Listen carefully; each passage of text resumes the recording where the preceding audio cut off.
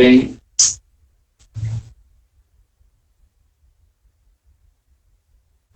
Pessoal, olha só. Bhakti Yogis, né? Yogis. É muito importante, no final do mantra, quando o mantra for encerrado, é muito importante permanecer calmo, em silêncio, por ao menos um minutinho, que é para que você possa experimentar o mantra internamente, suavemente. E faça respirações, 4 respirações. Terminou o mantra, permaneça com os olhos fechados. Ok? Faça 4 respirações. Depois ouça os mantras de finalização, com calma. No final, quando então todo o procedimento estiver finalizado, só então você deverá abrir os olhos e beber a água. Então esse protocolo, se ele for observado, é como uma receita, né? Então, se ele for observado nessa cadência, ou nessa agenda, então ele vai estar completinho, ele vai ser feito de maneira perfeita. Esse mesmo modelo pode ser aplicado em outros horários do dia. Tá? Nós fazemos pela manhã, porque ele é mais potente quando ele é feito pela manhã. Né? Ele está mais empoderado. E aí ele tem mais profundidade, ele alcança mais profundidade. Mas ele pode ser feito também durante o dia, ele pode ser feito à noite, antes de dormir. Inclusive eu já falei, né? A Dilsa está conduzindo o programa da noite, às 20 horas. Também é muito relaxante para ir dormir, até para assistir um filme. Eu estava falando com um amigo meu, que ele é muito ligado em filmes, né? Só que as avaliações que ele faz dos filmes são muito... são avaliações superficiais, né? Comuns. E ele quer se aprofundar no entendimento dos filmes que ele assiste. Daí eu sugeri para ele fazer o Mahamantra antes, para, atualizar o processador e depois assistir o filme e observar o tipo de percepção que ele tem do filme. E sugeri a ele fazer um laboratório. Você assiste um filme, certo? Numa semana, e assiste o filme. Não faz o Mahamantra, só assiste ele normalmente. Depois, no outro dia, você pega o mesmo filme, prepare, deixe tudo organizado, faça o Mahamantra antes, e daí você vai e assista ao filme. E observe a diferença que dá na percepção das sutilezas, principalmente da psicologia de fundo do filme. Você vai perceber mais claramente os eventos que estão em andamento nos bastidores da psicologia que o filme pretende expressar. E ele fez isso. E depois ele me escreveu de volta e comentou: Devananda, e funciona, né? Porque não é uma religião, mas funciona muito bem. Eu falei: não. Eu expliquei para ele: não tem nada a ver. Você pode usar o mantra para fins... o mantra ele tem a funcionalidade inicial de atualizar o processador, potencializar a sua inteligência para entender o que está acontecendo ao seu redor. Se você for afortunado o suficiente para entender que esse é um caminho que levará à liberação e, portanto, ao amor a Deus, aí é uma fase mais complexa. Mas não é necessário que você chegue nesse nível. Basta que você jogue no nível que você está. Então, use o Mahamantra só para melhorar a sua inteligência, para você compreender o que está acontecendo ao redor. Já é muito bom, está muito perfeito assim. E ele tem feito. Ele fala: vou assistir o filme tal, só que para entender esse filme eu vou ter que cantar 2 vezes o Mahamantra, 2 horas. E ele funciona muito bem. Então o Mahamantra, ele é como uma fórmula mesmo. Inclusive tem um livro escrito que é A Fórmula da Paz, que ensina a como cantar o Mahamantra. E para o nosso propósito, nós estamos utilizando o Mahamantra com objetivos. Né? Pode ser usado também, como eu falei. Se vocês quiserem, pode fazer, não tem problema nenhum. Pode, antes de assistir a um filme ou a um documentário importante, interessante, você pode fazer. Ou então, antes de se encontrar com pessoas, por exemplo, vai ter uma reunião na escola, né? E vai ter uma reunião no trabalho, vai ter uma reunião de grupo para fazer um trabalho de grupo. né? Você então vai ter que lidar com situações de tensão. E aí você pode, então, cantar, entoar uma Mahamantra meia hora antes ou uma hora antes, enfim, e se preparar. E quando você chega no ambiente, a sua situação de capacidade de percepção está muito refinada, e as pessoas também têm uma tendência de olhar para você e sentir um certo amor que elas não sabem, elas não entendem do que, por quê. Entende? E acontece. Você vai, por exemplo, vai acontecer, é comum, a pessoa sente amor por você e ela não sabe por quê. Às vezes, algumas vezes aconteceu comigo, né? Por exemplo, eu trabalho muito com mulheres, basicamente meu público são mulheres. A cada 10 pacientes meus, 9,5 são mulheres. Então, o meu público é esmagadoramente feminino. E eu sou, então, eu sirvo as mulheres, né? Que são seres muito elevados espiritualmente. Então, o que acontece? Algumas das mulheres, devido ao fato de eu entoar o mantra, o Mahamantra, desenvolvem afeição amorosa por mim. Mas é um amor puro e elas ficam confusas, porque elas estão acostumadas a um amor misturado com erotismo. Então elas ficam confusas, achando que estão apaixonadas por mim. Depois de um tempo, elas entendem que o amor que elas sentem por mim é um amor puro, maternal, que é um amor que sai do processo de Krishna, do mantra. Entende? Então, a vantagem para mim de entender o que está acontecendo é que, primeiro, eu não me sinto o gostosão da Barashita, o apaixonante do momento, entende? Eu sei que o que está acontecendo no coração delas é uma coisa que transcende, e eu não me confundo também me apaixonando por todas as mulheres que se apaixonam por mim, porque isso seria uma overdose.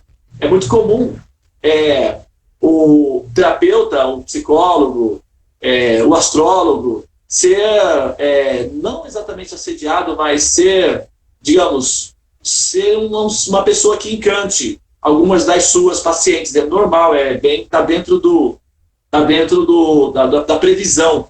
Inclusive, dentro, né, da área, para o astrólogo védico, existe um treinamento, um treinamento para que ele saiba como lidar com essas situações, porque são situações previsíveis, quer dizer, vai acontecer inevitavelmente. Porque o terapeuta, principalmente aqui no Ocidente, o terapeuta védico, o astrólogo, ele vai lidar com o público feminino, basicamente, né? Tem uma predição das escrituras que diz o seguinte: o Brahmana, que é o sacerdote, o intelectual, o erudito, o astrólogo, o Jyotisha que tiver Mercúrio na casa 8, será famoso e querido entre as mulheres. Portanto, os portais que levam à decadência estão amplamente abertos. E eu tenho Mercúrio na casa 8. Então, eu fui investigar para saber que portais são esses que estão amplamente abertos. E justamente isso. O fato é que Mercúrio é inteligência. E a casa 8 significa os órgãos sexuais, né? E Mercúrio é uma criança. E o arquétipo de Mercúrio é o menor dos planetinhas, né? É o planeta menor de todos. Então, o que acontece? Ele é inocente, é uma criança. Então, ele tem a inteligência de Mercúrio vai proporcionar a essa pessoa a capacidade de entrar no campo do erotismo feminino inocentemente, sem a pretensão, sem a, digamos assim, sem a malícia de querer explorar aquela área. Por exemplo, uma criança, quando dorme, um menino, coloca aí um menino de 6, 7 anos, uma jovem, adolescente, uma mulher, vamos dizer que ele é o filho da vizinha, ela coloca ele na cama para dormir junto com ela sem nenhum receio, porque ela se sente segura, está tudo bem, é uma criança. Então, isso já não aconteceria com uma criança maior. Então, Mercúrio é uma criança o arquétipo é uma criança que vai entre 5 e 8 anos, no máximo. E a inteligência do astrólogo, que possui o Mercúrio na casa 8, tem uma inteligência inocente para entrar no campo do erotismo feminino. Então, ele pode lidar com as situações, as questões eróticas das mulheres sem necessariamente ter a malícia de um adulto. E isso é encantador, num certo sentido, porque as mulheres se sentem completamente à vontade para falar com esse terapeuta sobre os assuntos mais íntimos dela, e elas não sentem que o terapeuta está malicioso em relação a elas. Então elas se sentem seguras, se sentem queridas, se sentem acolhidas, e não se sentem envergonhadas ou constrangidas. E isso desenvolve uma ternura no coração delas. E essa ternura, como aí já é outra situação. São algumas, claro. Aí eu estou falando de uma coisa muito particular aqui que, né, assim, a gente entramos numa conversa informal. Acho que isso aqui não sei se está sendo gravado, mas se tiver não tem problema nenhum. Mas o que acontece? Algumas das pacientes, das meninas, elas estão ansiosas, querendo um amor, querendo um carinho, querendo alguém que compreenda elas, e de repente o astrólogo védico é alguém que compreende esse ser com uma certa profundidade. E elas então se sentem acolhidas, se sentem queridas. Por quê? Uma das prerrogativas do princípio feminino para aceitar o abrigo do princípio masculino é que o princípio masculino tem que ter as características do pai. Não necessariamente do pai enquanto pai, mas o pai enquanto arquétipo. Porque o pai, ele é aquele que tem um amor puro. Desculpa, pessoal. O pai é aquele que tem o amor puro pela filha. É aquele que protege, aquele que dá ternura, que dá carinho, que alimenta. Eu estou falando do arquétipo. É claro que tem casos em que o jogador destrói o arquétipo. Ou seja, tem pais que são simplesmente monstros, né? São decadentes. Então a gente não está falando desses jogadores ruins. Nós estamos falando de jogadores profissionais. Então pais que representam perfeitamente o arquétipo do pai.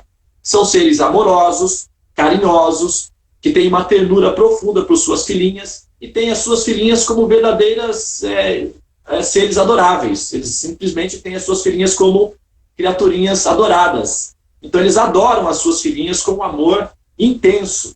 Esse é o meu caso. Eu tenho uma filha e ela é muito linda. Ela tem 18 aninhos, está lá em Florianópolis agora, fazendo 19. E o amor que nós temos, pais como eu, por exemplo, são pais-mães, na verdade. São muito mais mães do que pais. Então o amor que nós sentimos por elas é um amor de mãe, que supera em muito o amor de um pai. Portanto, nós nos tornamos muito mais femininos do que masculinos, no sentido do amor, porque o amor é feminino, basicamente, né? Então aí o que acontece? No Japão foi feita uma pesquisa muito interessante.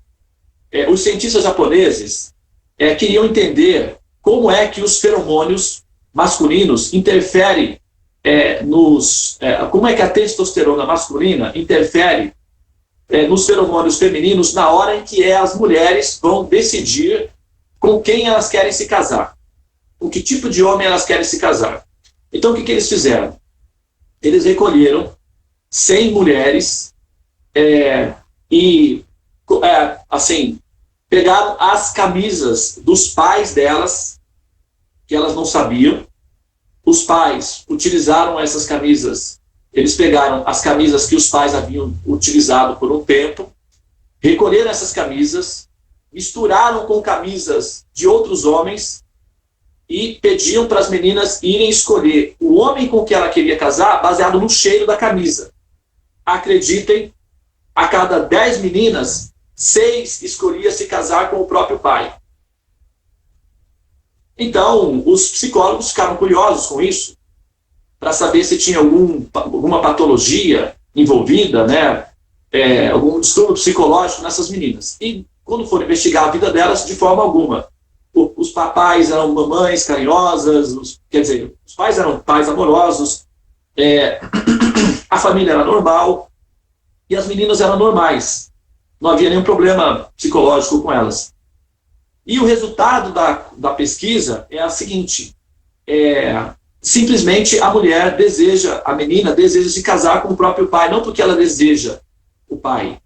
É porque o amor que o pai tem é o que ela quer.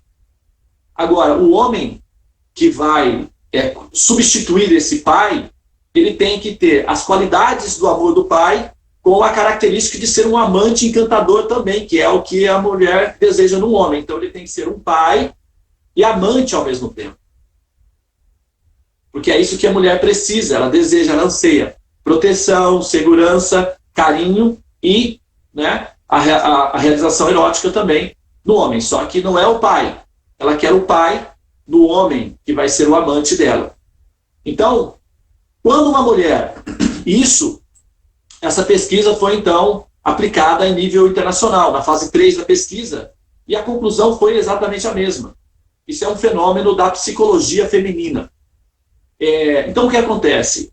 Quando a mulher se depara com alguém que represente o pai dela, imediatamente o encanto do amor aparece, que é o amor original, o amor puro. Só que, ao mesmo tempo, como essa mulher, por exemplo, ela está confusa em relação a si própria, em relação à vida, e ela também está buscando uma realização erótica, então esse amor puro do pai aparece e ela normalmente ela pode se confundir com esse amor puro misturado com os desejos que ela tem eróticos de satisfação femininas em relação ao terapeuta. E aí acontece o quê? Aquilo se apaixona pelo psicólogo, se apaixona pelo terapeuta. E tem terapeutas cafajestes, sem vergonhas, que se aproveitam dessa fragilidade feminina para explorá-las sexualmente. É muito comum. Entendeu? Tem casos aí, né? Toda parte, vocês já se puxar lá nos noticiários lá. Não vou nem citar os nomes dos principais aqui, que eu não quero magoar, nem decepcionar o coração, enfim, aí, das pessoas que de repente tinham aí alguma apreciação por esses, assim, chamados terapeutas, né? Mas é muito comum que, pessoas, né, que se posicionam, que se colocam na posição de terapeutas, enfim, serem simplesmente, não serem puros, na verdade, né, e serem, assim, exploradores sexuais das pessoas. E eles fazem coisas absurdas, né, horrorosas. O que nos atrapalha em muito os astrólogos védicos, os terapeutas sérios, não é, que têm um compromisso com a autorrealização, que têm um compromisso com o princípio divino, o sagrado, né, com compromisso com a alma e automaticamente um compromisso com o serviço ao Supremo, não é, o serviço a Deus, a relação de desenvolvimento do amor a Deus. E eu estou nessa situação, eu me enquadro aí, é aí que eu quero estar, é aí que eu estou, e eu estou muito realizado, e claro, evidentemente a lucidez da inteligência me permite ver claramente que não há outro caminho, a não ser manter a lucidez, caso o jogador, né, queira realmente fechar a equação. E as almas, elas são simplesmente almas condicionadas, elas estão perdidas, elas estão ansiosas, elas estão com medo, e elas estão carentes. E o astrólogo védico é alguém que detém um tipo de tecnologia de conhecimento extremamente preciso. E os gatilhos que são ativados quando o astrólogo védico abre o mapa permitem com que nós possamos entrar muito profundamente na história do ser, e podemos auxiliá-las a libertarem-se dos seus medos, das suas ansiedades, dos seus sofrimentos internos. Então, isso nos torna pessoas com um certo acesso, não é, à intimidade das pessoas. E acontece que isso acontece, né?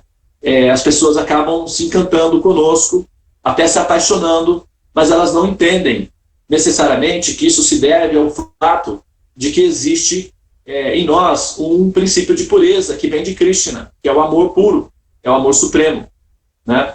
Então, pode acontecer com vocês também, inclusive com as meninas, né? Porque com as meninas acontece assim, é mais comum filhinhas, outras mulheres, outras meninas se encantarem com vocês. Você está simplesmente sendo normal, conversando normalmente, mas elas vão sentir um amor tão profundo, tão intenso, que elas vão querer ser adotadas por vocês como filhinhas, entendeu? e elas não entendem muito bem a qualidade desse amor, porque é um amor que foge um pouco do escopo do normal, porque é um amor transcendental. E aí, nesse ponto, na medida em que vocês se qualificam internamente para terem compaixão dessas criaturas, né, dessas criaturinhas, né, que vão se aproximar de vocês, isso vai qualificá-las, claro, né, para lidar com essas almas, e isso é um estágio de evolução também, faz parte da tese da evolução, porque o estudante que está progredindo, ele precisará de estágios para demonstrar o progresso dele, e automaticamente ele será circundado, né, por outras aprendizes que não estão na fase em que ela está e que precisam chegar até lá e precisam de transferência de dados. Então, as autoridades vão necessariamente ocupá-las nessa terapia. E vocês serão centros, né, de transmissão de dados. E por isso, as suas filhinhas, as suas aprendizes, as suas discípulas serão enviadas muito em breve, na medida em que vocês vão se qualificando. E tratar delas com o princípio de compaixão não exclui inteligência para discriminar as alunas que vocês podem investir um pouco mais daquelas que vocês têm que simplesmente se afastarem, porque tem algumas que são invasivas e são simplesmente desgastantes porque elas não querem, de fato, progredir. Necessariamente elas querem apenas assim, a sensação de que estão sendo cuidadas, apenas isso. Então, tem que, com o tempo, né, nós desenvolvemos a inteligência para discriminar entre aqueles que são sinceros daqueles que são sérios, porque não basta ser sincero. A pessoa tem que ser sincera e também tem que ser séria para merecer o direito da atenção que nós podemos dar. Senão, só sinceros, o mundo está cheio de pessoas sinceras e você vai então ficar congestionado sem conseguir fazer mais nada, apenas dando atenção a pessoas sinceras. Mas são as pessoas sérias que têm o direito da sua atenção, porque nós somos simplesmente servos do Supremo nessa terapia. Então, aqueles que são sérios conquistam o direito da nossa atenção. Nós temos o dever de dar atenção àqueles que são sérios. Aqueles que são sinceros, a gente pode decidir se nós estamos disponíveis ou não, porque não é sempre que nós podemos dar a atenção que elas querem. Por isso, esse critério é importante, mas isso vem com o tempo, com a experiência também, né? Então, o Mahamantra, ele vai produzir em vocês um perfume de amor que não será perceptível por vocês, mas será perceptível por outros. Porque o perfume do amor vai se espalhar. Aquele que está... Não sei se vocês repararam. Quem está perfumado não sente o próprio perfume, mas outra pessoa sente de longe o perfume. Mas quem está perfumado não sente aquele perfume. É mais ou menos assim com o Mahamantra. Aquele que está perfumado do amor do mantra não percebe o perfume que ele produz, mas quem circula, quem rodeia, sente a intensidade, não é, desse amor. Então, assim, eu sei que muitas pessoas têm muito carinho por mim, têm amor por mim, e isso é muito bom, é tudo muito gostoso, né, porque amor é uma delícia, é bom mesmo. Mas é importante a gente entender que esse amor, ele é o efeito produzido pelo florescimento do despertar de Krishna em nossos corações. Então esse amor, ele na verdade é o perfume de Krishna. E como nós estamos transportando o Krishna, as pessoas acabam nos amando, achando que somos nós a causa, mas é Krishna, entende? Se Krishna adormecer, pronto, acaba o amor, só vira confusão, briga e tudo mais, e Kali Yuga, é escuridão. Mas por isso que é bom a gente manter esse truque, né? Manter Krishna acordadinho, feliz, porque assim as pessoas nos amam, né? E nós conseguimos transitar entre elas de maneira mais feliz. Tá bem? Alguém quer fazer um comentário, uma observação? Posso ver.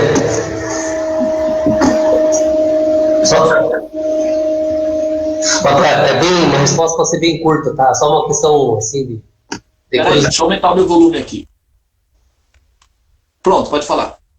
Você falou de Mercúrio na 8, na casa 8. Se a casa 8, se Mercúrio está na casa 8 em Virgem ou em Gêmeos, né, onde ele está, em Virgem ele está exaltado, essas características aí se intensificam? Dá efeitos diferentes, sim. Sim, mas fica intensificado essa questão aí da atração, da sedução, fica intensificado se ele está no próprio signo ou na exaltação? Sim, dá a diferença sim, porque o Mercúrio, você mencionou, o Mercúrio ele é regente do signo de Gêmeos e o regente do signo de Virgem, né, que seria Mituna e Cania. Então, esses dois campos são áreas que produzem frutos diferentes, embora a semente seja a mesma, colocadas em solos diferentes, dá sabores diferentes. Por exemplo, uma uva plantada num solo ácido produzirá um tipo de vinho. Ou a mesma uva plantada num outro tipo de solo dará um outro tipo de sabor. Então, o que acontece com os campos, que são chamados signos, né, que são campos, são chamados kshetra-gyanas, que são campos de assimilação de conhecimento, eles têm uma certa tonalidade, e essas tonalidades aparecem lá na parte final do planeta em si. Agora, a casa 8 pode cair em qualquer ponto do mapa, né? Pode ser no signo de Áries, no signo de Escorpião, no meu caso, por exemplo, o meu Mercúrio está na casa 8, no signo de Touro, Vrishabha. Ele não está nem no de Gêmeos e nem está no de Virgem. Ele está fora dos campos naturais. Então ele já dá um outro tipo de efeito. É como pegar uma uva natural da Itália, por exemplo, e plantar na margem do Rio São Francisco aqui no Brasil. Entendeu? É mais ou menos isso que acontece com esses efeitos. Não dá para entrar nos detalhes técnicos, porque você sabe, né, isso daí é pano para muita manga, e a gente, né, esses são assuntos que a gente vai, né, explorar aí na produção do livro, né? Mas, assim, a princípio é isso, né? Dá uma diferença significativa, assim. Eu fiquei um pouco preocupado, porque o meu Mercúrio está na 8, só que está em Escorpião, né? Então, tendo esse conhecimento, você consegue, de repente, poder evitar aí algumas situações, né? É isso. O Mahamantra vai manter a pureza do coração. A nossa pureza não se dá devido ao nosso esforço. A nossa pureza se dá devido ao entendimento acompanhado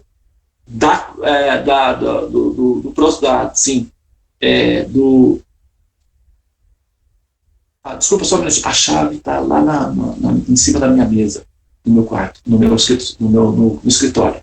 Está lá em cima da mesa. A combinação, não é, de dois fatores. Na verdade, a combinação de 3 fatores. As escrituras, shastras, as escrituras sagradas, mencionam 3 fatores. Guru, Shastra, Sadhu. São 3 fatores para gerar um pacote de conhecimentos. Guru significa o mestre. O mestre significa aquela pessoa que detém um certo nível de conhecimento que você não detém, e que você, ao aproximar-se desse mestre ou dessa pessoa, com atitudes de submissão, como, por exemplo, não é submissão em termos de humilhação, não é isso, com atitudes educadas, vamos colocar dessa forma, que eu acho que fica mais processável, com atitudes gentis, de educação e de respeito, oferece a essa pessoa serviços, presta-lhe serviços e faz perguntas com perguntas honestas, digamos assim. Podem ser perguntas agressivas, não tem problema não. Os mestres autênticos amam alunos inteligentes que fazem perguntas difíceis. Os mestres autênticos não têm nenhum receio de pergunta difícil. Quanto mais difícil, mais agradável fica.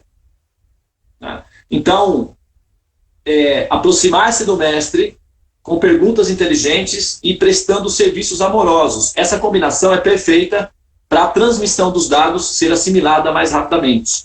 O mestre é como uma mãe compassiva, ele quer transferir os dados. O discípulo é que talvez não tenha condições, não tenha um processador atualizado o suficiente para receber os dados. Então, o mestre, compassivamente, vai tentar reformatar o programa, instalar os drivers funcionais, fazer a limpeza dos vírus, para depois, então, o discípulo conseguir assimilar os drivers. Isso é um trabalho de médio e longo prazo. E nesse processo dessa relação, tem o Guru, tem o Shastra, que são as escrituras. Então, o aprendiz, o discípulo, vai comparar se os ensinamentos do mestre é compatível com aquilo que está previsto nas escrituras. se o mestre não está inventando alguma coisa absurda, está fugindo do contexto da realidade, porque você tem que ter uma certa bússola que te norteia, porque senão você vai se encontrar com uma pessoa aí que é um esquizofrênico, que vai convencer você de pegar uma bomba e explodir o prédio do governo, dizendo que isso é uma ação divina, como tem muitos por aí. Então você tem que ter uma certa noção de coerência que o mestre orientador tem, né? E aí você pode medir isso daí, comparar com outros também, comparar com as escrituras, que é a bússola. Então tem Guru, Shastra e tem Sadhu. Sadhus são outras pessoas, que são outros pesquisadores, que são outros investigadores, que podem dar opiniões a respeito daquilo que o mestre fala. Os sadhus não significam que as opiniões deles também sejam coerentes, porque pode ser que um pesquisador, um buscador, não esteja com o coração limpo e tenha ciúmes de algum mestre. Aí ele vai fazer uma observação desonesta, pejorativa. E aí você tem que analisar também se a opinião, se a crítica que é feita ao guru, ela procede ou é apenas um ressentimento daquela pessoa específica. Entendeu? Eu, por exemplo, eu tenho, em alguns momentos, o meu telefone vai fechar a qualquer momento. Estou com 5 minutos de bateria, tá? Eu vou encerrar aqui. Eu, por exemplo, tem casos em que eu teço críticas a alguns mestres, né? E aí, o que acontece? Vocês terão que analisar se a minha crítica é um ressentimento pessoal meu, se é um ciúmes existencial meu, porque um mestre talvez seja mais proeminente, mais famoso, mais popular do que eu, ou se a minha observação é coerente, é válida, procede. E isso vocês terão que fazer a análise, entendeu? Já que eu estou assumindo a responsabilidade de orientar e de transmitir dados a um grupo, eu também automaticamente estou na situação em que serei avaliado por outras pessoas. É normal e está tudo bem, não tem problema nenhum. Inclusive, isso acontece internamente, continuamente, né? Na cabeça de vocês, evidentemente. Mas esses 3 fatores, eles estão sempre em transição, né? Guru, Shastra e Sadhus, né? Esse seria o critério. Então, a nossa pureza vem do contato com esses 3 fatores. Não vem do nosso esforço pessoal. Não é devido ao nosso esforço pessoal apenas que a pureza do nosso coração se manifesta. Não é assim. O nosso esforço pessoal é um item da receita. É um item importantíssimo. Mas não é o único item. Nós não conseguimos o estágio de estabilidade, de calibragem interna, simplesmente porque nós nos esforçamos. A humildade, nesse contexto, é imprescindível. Nós temos que admitir que o conhecimento que nós adquirimos do contato com os shastras, as escrituras, o mestre e os sadhus, é o conjunto de ingredientes que forma a receita da nossa estabilidade interna.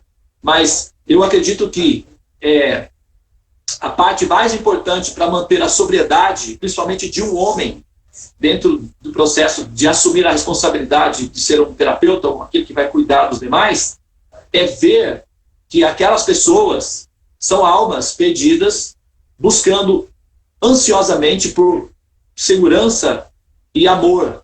E isso é o que elas estão buscando em Deus, mas elas não sabem, então elas vão colocar nos aspectos relativos. E a nossa função é lembrá-las